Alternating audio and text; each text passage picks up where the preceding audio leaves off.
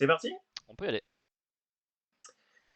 Mon Dieu, mes amis, il y en a des choses à dire. Je pense que vous en avez forcément entendu parler tellement, c'est un sujet qui commence à dater tout doucement et tellement au fur et à mesure des semaines, continue à prendre de l'ampleur, quoi. C'est juste incroyable. Donc le festival de la BD d'Angoulême, mon Dieu, je vous jure qu'il y a des tonnes et des tonnes de choses à dire. On va essayer de rester quand même, factuel et de ne pas oublier trop de choses parce que, c'est quand même assez important. Et là, pourquoi faire ce sujet maintenant? Parce qu'il y a eu encore un gros retournement de situation Mhm. hier et avant-hier en fait, où là, il y a carrément les éditeurs qui ont dit, «On va arrêter les conneries, stop». Donc, si même les gros éditeurs commencent à s'y mettre, ça devient vraiment, vraiment critique. On va essayer de faire un petit, état des lieux, un petit historique. Alors, donc le sujet que j'avais mis, c'était donc le Festival international de la bande dessinée d'Angoulême, où lorsque les éditeurs coupent la tête du roi. Alors pourquoi parler de roi? Parce que le Festival international de la bande dessinée, oui, c'est qu'un nom, un peu pompeux, mais qui est quand même extrêmement connu. On parle du plus gros festival BD de France et, attention les yeux, Mm. d'un des plus gros festivals du monde. Ouais. Ce n'est franchement pas rien. Il date de 1974, autrement dit, il est presque aussi vieux que la San Diego Comic Con, qui, de son côté, date de 1970. Donc franchement, c'est pas rien du tout. Et concernant donc le festival d'Angoulême, on parle de 200 000 visiteurs sur 4 jours à travers l'intégralité de la ville. Donc c'est simple, c'est un festival unique en France. Mm. Parce que ce n'est pas un lieu, c'est pendant 4 jours la ville entière qui est retournée avec des expositions au nord, au sud, à l'est, à l'ouest. C'est Mm. vraiment Ouais. incroyable. Alors, ça ne peut pas plaire à tout le monde, c'est vraiment particulier, vaut mieux aimer marcher, Mm. mais ça ne change rien au fait que Ouais. c'est juste fou et c'est Ouais. unique. Ça, Bah, c'est plutôt évident. le meilleur exemple, c'est dites-vous que pour ramener 200 000 personnes dans une ville comme Angoulême, que de mes propres cercles d'amis ont été surnommés Angoulême, il faut le faire. 200 000 personnes à Angoulême, alors que c'est une ville un peu claquée au sol, c'est que le festival est attractif. Il faut surmonter la nullité de la ville. Donc voilà, je dis ça, voilà. C'est Non, typique. Ouais. c'est assez incroyable. Alors après, il faut faire attention aux chiffres. Il y en a qui sont capables de dire: «Ah, 200 000 visiteurs, eh mais ça veut dire que c'est plus que les 130 000 de la San Diego Comic Con». Non, non, non, non. Alors déjà, la San Diego Comic Con, c'est en salle. Angoulême, c'est sur toute la ville. Et puis surtout, la San Diego Comic Con, c'est 130 000 maximum. Donc même s'ils pourraient en avoir plus, ils ne peuvent pas en avoir plus. Et puis c'est 130 000 par jour. Tandis que là, nous, on te parle de 200 000 visiteurs sur 4 jours. Donc c'est pas trop comparable non plus. Il faut comparer ce qui est comparable. Mais au-delà de ça, ça ne change rien au fait que, en termes de longévité, de gens quand même et de rayonnement, c'est un immense festival. Ça ne change pas. C'est simple. Le Festival international de la BD d'Angoulême, c'est tout simplement des gros noms, tous les éditeurs et un max de récompenses. On est en train de se foutre de ma gueule ou quoi là? Pourquoi Non, ça non, rigole? non, non, je me fous de la Allez, gueule. bim, on a eu le concours. Allez vous Parce faire que foutre. je Non, non, disais, c'est pas. genre, Mac disait que j'allais bientôt critiquer les Poitou-Charentes en disant que c'était claqué au sol, et je réponds dans le chat, oui, ça l'est, il me fait, et en tant que résident, oui, je dois acquiescer. Oh, Désolé mon Dieu, d'apprendre mon Dieu. ça, c'est. On te salue. J'essaie de mettre en place une bonne ambiance et tout, en mode Angoulême. Tu vois, je monte la sauce pour après, bam, tout dramatiser d'un coup. Et puis, ouais, la Poitou-Charentes. Non, mais les mecs, pas possible. Et je sais, regardez, j'ai fait une super Ah animation, ouais. vous avez vu? Et là, bim! Alors, sur le papier, c'est très beau, hein, le festival international de la BD d'Angoulême, mais il y a eu des tonnes et des tonnes de polémiques depuis le début.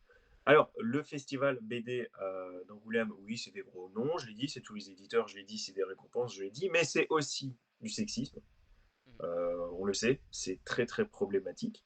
C'est Franck Bondou, donc, qui est le fondateur de 9e Art Plus. Ce mec, c'est une polémique à lui tout seul. C'est une polémique dans des chaussures, en fait, c'est simple. Donc, il est très, très, très particulier, ce mec. On va en reparler un petit peu tout à l'heure. Il y a aussi la polémique Bastien Vives. Ils ont eu l'excellente idée de mettre en place une exposition à son nom. Non, mais non, enfin, au bout d'un moment, c'est pas possible. Bah, c'est d'ailleurs pareil pour le sexisme. Tu peux faire le lien entre la polémique de sexisme et le lien avec la polémique Bondou, puisque Bondou, pour se défendre, a dit: ah ouais, mais il y a pas beaucoup d'autrices de bande dessinée, hein. Il s'est fait massacrer, le mec, je vous dis pas. Donc voilà, la place du manga et du comics aussi, qui est assez compliquée au sein Oui. de ce festival. On le sait, rien que la place du comics, Et on le notre sait de ami sources. Xavier Fournier peut vous en Oui. parler en long, large et en travers. Eh oui. Ou même tout simplement les récompenses décernées qui sont souvent entourées de polémiques parce que jugées totalement Partial. déroutantes et partiales, absolument. Donc des polémiques en pagaille, c'est déjà pas génial, mais il y a surtout une polémique qui a fini par clairement faire couler le festival. Ah, toutes ces Euh, animations. ah non, mais je me suis défoncé sur les Ah oui. animations, j'étais vraiment Ah fier oui, de ouais. moi. Donc la polémique qui a vraiment mis le feu aux poudres, qui a vraiment fini par couler le festival, a débuté en janvier 2025. Et c'est sur cette polémique-là, même s'il y en a eu d'autres, que l'on va se concentrer aujourd'hui. Il y a une façon gentille de le dire, c'est des dérives et une certaine opacité des comptes du festival. Ça, c'est une façon assez gentille de le dire. Il y a une façon un peu moins détournée, un peu plus directe, qui est un manque total de transparence. Il y a des trucs bizarres avec l'argent. Et surtout, il y a clairement eu des violences sexuelles et un management toxique. Un management toxique. Ajouter à ça une grosse tendance à tout faire glisser un peu sous le tapis. Et clairement, on se retrouve devant une bonne situation de merde, hein. Dans les faits, c'est très simple. C'est une salariée qui a porté plainte pour viol. Elle s'est fait licencier. Donc c'est formidable. Déjà, le premier cas, c'est formidable. Le viol, ok, magnifique. Mais qui, en plus, lorsqu'elle ose en parler, se fait licencier. Nickel, super. Vraiment rien à dire. Et lorsque 9e Art Plus s'est défendu sur le sujet, ils ont dit: ah oui, mais elle a eu un comportement inapproprié, elle était en état d'ébriété. Donc ça, c'est leur point de vue. En mode, mais la femme, elle était bourrée, elle était intenable, qu'est-ce que vous voulez qu'on en fasse? Et le point de vue de la femme, c'est: la vache, je ne sais pas ce qui s'est passé, je me suis réveillé, je ne sais pas où, nu, je sais, waouh, non mais au bout d'un, non, non. Donc de là, je pense que vous vous en doutez, toute l'organisation a été pointée du doigt. Parce que non seulement il y a quelque chose de grave qui s'est passé, mais en plus, ils ont vraiment tout fait, entre guillemets, pour noyer le poisson. C'est juste inconcevable, quoi. Donc ça, c'est la grosse polémique qui a mis le feu aux poudres, hein. C'est vraiment ça qui a fait que, pas tout de suite, mais au fil du temps, il y a tout qui a fini par prendre de l'ampleur et par exploser. Donc ça, c'était au mois de janvier. Au mois d'avril, donc la colère continue à gronder, hein, au mois d'avril, on apprend que 9e Art Plus désire un peu rectifier le tir, désire un peu faire peau neuve, se montrer un peu plus. De leur dire, ils veulent garantir un peu plus de transparence et une certaine équité. Donc ça, c'est leur dire. Sauf que la solution à ça, c'est de fusionner l'association qui est propriétaire du festival avec 9e Art Plus.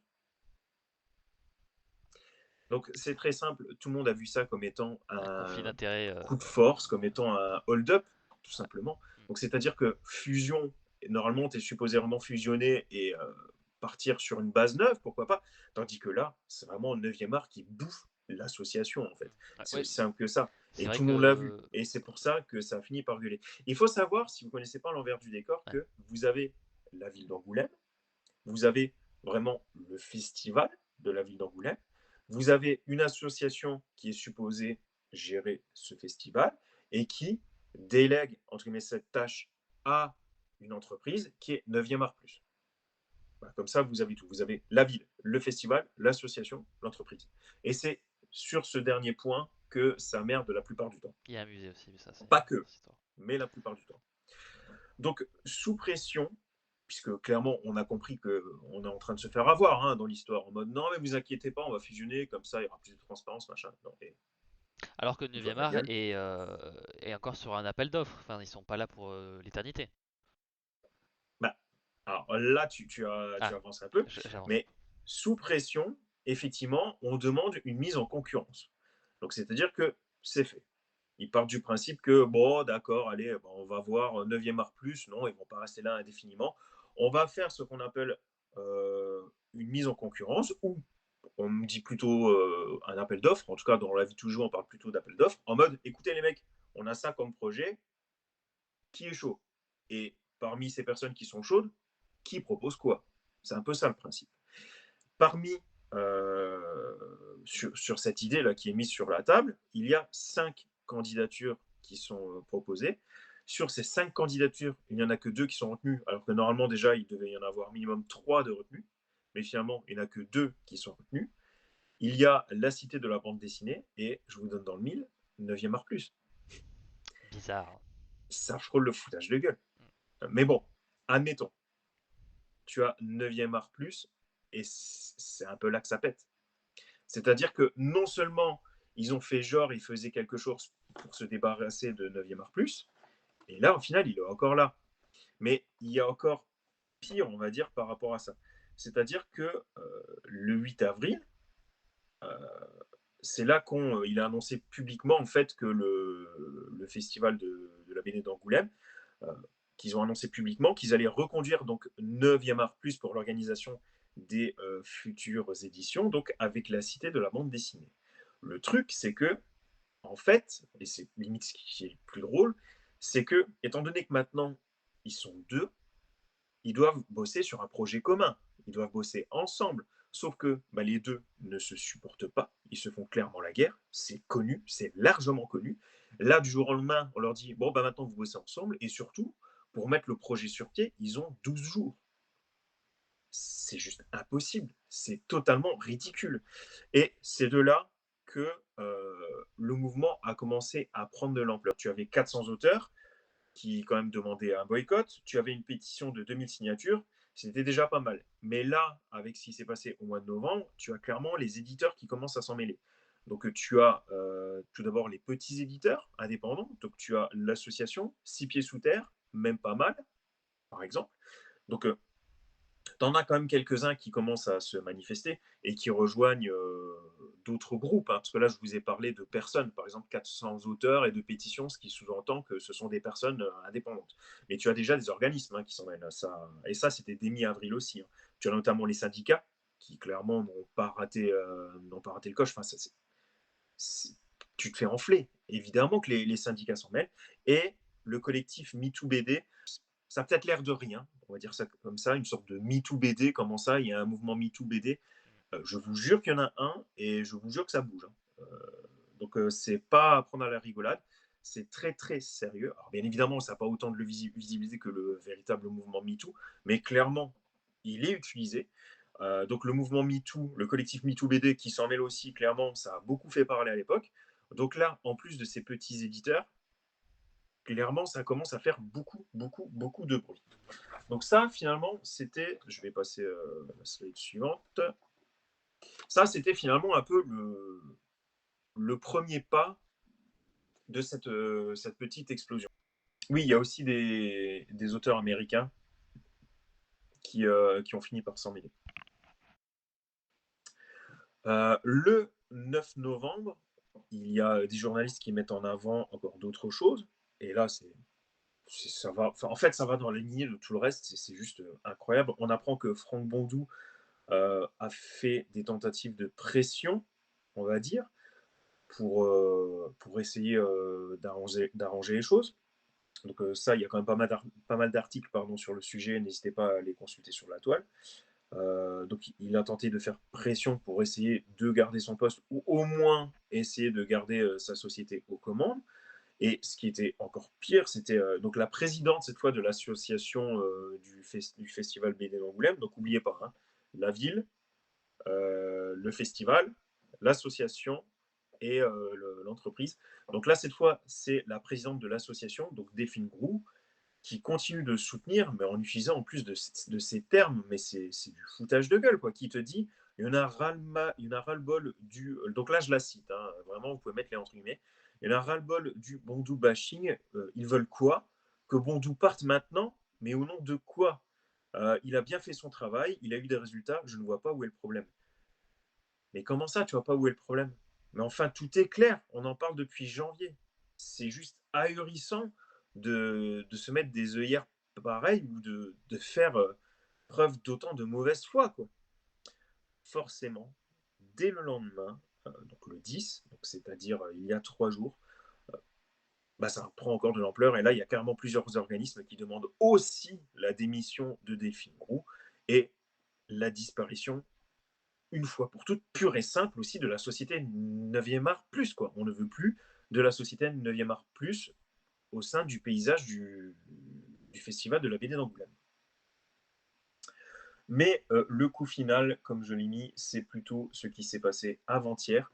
Donc c'est avec les gros éditeurs qui ont annoncé leur non-participation à la prochaine édition. Bon, mieux vaut tard que jamais. On parle quand même d'un truc qui a débuté dès janvier, avec un truc qui a pris de l'ampleur dès le mois d'avril. Euh, bon, au moins ils se sont manifestés, on va dire, mais bon, ça a franchement traîné. Il a fallu que des gros noms commencent vraiment à parler pour que ça commence un peu à sortir les doigts du huc. Donc c'est un peu. C'est pas parfait, on va dire, mais bon, au moins ils ont fini par se réveiller. Et il y a du gros nom, hein, donc il y a Média Participation. Donc dans les faits, c'est Dargaud, Dupuis, Lombard, Cana, Urban Comics. Tu as aussi Casterman. Le lendemain, tu as eu aussi Delcourt et 404 Graphics. À peu de choses près, tu as eu presque tous les éditeurs que l'on peut voir en France, sauf Panini Comics. C'est à peu de choses près, c'est aussi simple que ça. Concernant Panini Comics, je ne sais pas pourquoi ils ne veulent pas se manifester. Peut-être qu'ils ne sont pas d'accord. Il y en a beaucoup qui disent, enfin beaucoup.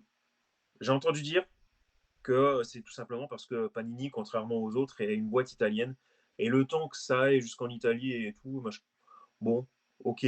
Je trouve ça un peu particulier, mais c'est vrai que la boîte mère est italienne, contrairement aux autres.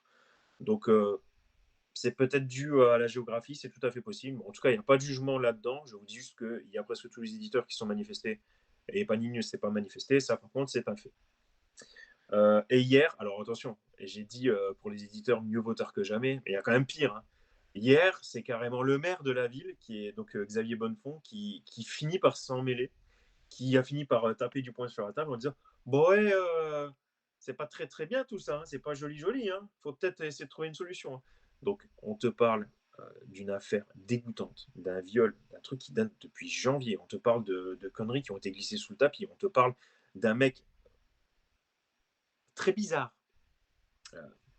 Je cherche pas les emmerdes, donc on va dire au moins un mec très bizarre qui est au pouvoir, qui fait tout pour le garder. Le mec ne se manifeste pas. Et c'est vraiment quand les éditeurs claquent la porte, donc, autrement dit, quand le festival est mort, hein, parce que si les éditeurs claquent la porte, c'est là que le festival meurt. Les auteurs, déjà, clairement, ça faisait très très mal, mais si en plus les éditeurs sont même plus là, c'est fini. C'est clairement foutu, là. Il faut que les éditeurs claquent la porte pour que le maire se motive enfin. Là, c'est la magie des pouvoirs publics, en fait. C'est de la politique de merde. Enfin, c'est juste détestable. Donc, tout ça pour dire que on a des choses qui sont surprenantes, des choses qui le sont un peu moins, du genre la politique qui se réveille que quand ça l'arrange. Oui, c'est clairement ça, Matin. C'est il ou mon argent. C'est pour ça Mm, qu'il se manifeste, le mec. mm, Aujourd'hui, il y a eu un nouveau retournement de situation. Le festival de la BD d'Angoulême qui a dit ok, ok, ok, c'est bon, on a compris. On va dégager donc 9e art plus. Par contre, il faut que ce soit à la fin de son contrat. Donc, ça sera vraiment à partir de l'édition 2028 qu'on verra ce qu'on peut faire. Est-ce que c'est suffisant? C'est pas sûr du tout. Alors, selon Libération, alors les éditeurs officiellement n'ont pas répondu. En tout cas, j'ai un peu regardé un peu partout sur leur page. J'ai pas vu de déclaration de porte-parole se manifester. Mais selon Libération, du côté des éditeurs, on trouverait ça quand même assez grotesque. Pourquoi? Tout simplement parce que ça fait des mois, donc on peut partir sur avril parce que c'est vraiment à partir d'avril que ça a commencé à gonfler de plus en plus, mais rien que avril, ça fait quand même déjà beaucoup. Donc depuis avril, tu as quand même tout le monde, sauf monsieur le maire, qui se crèvent le cul pour essayer de trouver une solution. C'est quand même dingue. Tu as énormément de réunions, tu as tous les organismes qui essaient de taper la discute, de sortir de cette impasse pour sauver un festival, et que à côté de ça, tu as l'association qui se la joue solo. Tout simplement parce qu'en fait, personne n'était au courant de cette prise de décision. Tu as l'association qui dit: ah, au fait, bon, on a compris, 9e art plus va dégager. Mais en fait, c'est l'association du festival qui a réfléchi, qui a pris sa décision et qui a lâché l'info comme ça, mais sans concertation avec qui que ce soit, sans en avoir discuté avec notamment justement les pouvoirs publics. Et du coup, tu as des questions qui soulèvent. Est-ce que vraiment la décision va être tenue? Est-ce que tous les partis pris, toutes les parties prenantes de cette affaire vont être d'accord? Eh ben, on ne sait pas. On ne sait absolument pas. Tout ça pour dire que oui, ça a encore bougé aujourd'hui, mais franchement, on ne sait pas du tout si cette histoire est terminée. Et franchement, il y a de grandes chances qu'elle ne le soit pas. Est-ce que vous étiez au courant un peu de toute cette histoire, de tout ce qui se passe? Est-ce que vous ne trouvez pas ça hallucinant, enfin? Ça fait un moment que, ouais, Angoulême, on en entend parler jamais en bien. Euh, Moi déjà, par exemple, le plus triste, c'est qu'en fait, la situation ne se soit pas envenimée rien qu'avec l'histoire du viol. En fait, pour moi, c'est ça le plus grave dans l'histoire. Enfin, c'est un vrai drame humain. Et en fait, ça commence à gueuler quand c'est plus des questions artistiques qui rentrent en jeu. Donc bon, on peut toujours, voilà, je déplorais un petit peu toujours l'importance qu'on a l'air d'accorder à différentes choses. Mais bon, c'est comme ça qu'est le monde, malheureusement. Après oui, hein, voilà, que les pouvoirs publics commencent vraiment à réagir quand il y a vraiment un impact sur ce qui pourrait... En plus, alors, je ne vous apprends pas, nous avons des élections municipales hein, en début d'année prochaine. Donc, quand ça sent un petit peu trop mauvais pour les pouvoirs en place, sachant les élections pas très très loin, c'est là qu'ils vont réagir. Je l'ai déjà mentionné, hein, je bosse dans un théâtre qui est subventionné par des pouvoirs publics. Nous sommes aussi confrontés par ce genre de choses. Nous sommes dans une ville en plus qui est en proie à passer à l'extrême droite, donc voilà, on est un peu en mode ah, qu'est-ce qui va se passer? Donc bon, voilà. Aujourd'hui même, nous avons eu part de certaines réactions de certains élus, du département, etc., qui se la jouent un petit peu. Moi, ma carrière et le bon sens, hop, on le fout à l'eau. Donc la réaction du maire d'Angoulême, évidemment, me déplore, ne me surprend absolument pas du tout. Par contre. Euh, on a aussi voilà de sources voilà qui ont déjà bossé avec le festival par le passé. On avait déjà eu vent de gestion, d'organisation catastrophique digne d'une des meilleures scènes d'Astérix et enfin, les 12 travaux de Astérix et les 12 travaux. Voilà, où c'était des gens qui, voilà, une gestion catastrophique et complètement insensée. Donc, de voir que de l'autre côté nous avons aussi un environnement toxique me surprend absolument pas, hein, parce que c'est deux facettes d'une même pièce.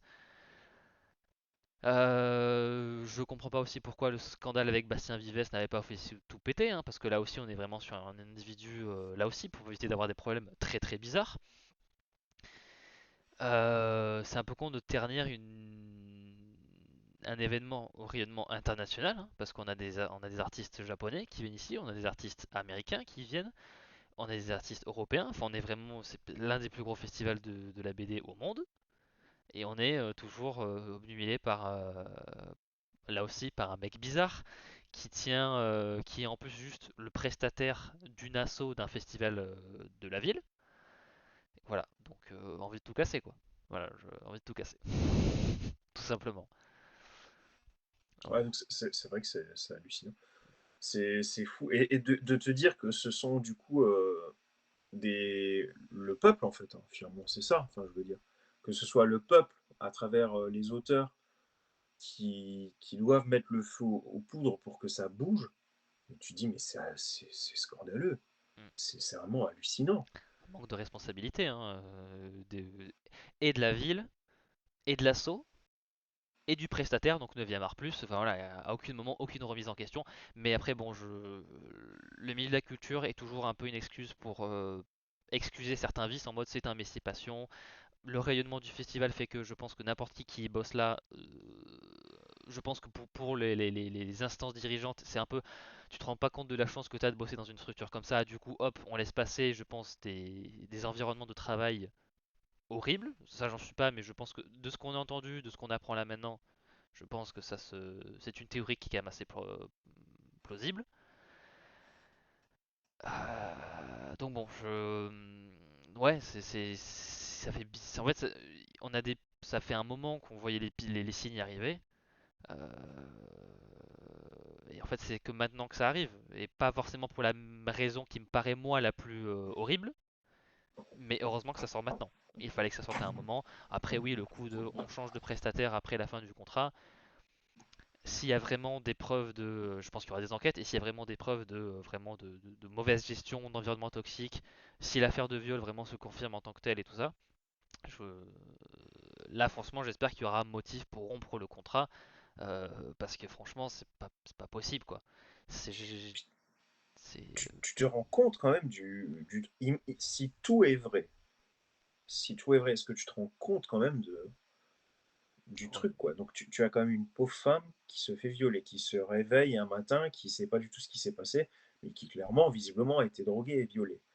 Qui, pour une fois, ose en parler, parce qu'on sait que très c'est souvent, on compliqué n'ose hein. même pas. Mhm. Qui, pour une fois, se manifeste, prend son courage à deux mains, qui ose en parler, qui, bah, du coup, en toute logique, évidemment, en parle à sa responsable, à la directrice, qui se fait virer, quoi. Mais c'est quoi ce délire? C'est quoi ce délire? Enfin, Mhm. c'est juste fou, quoi.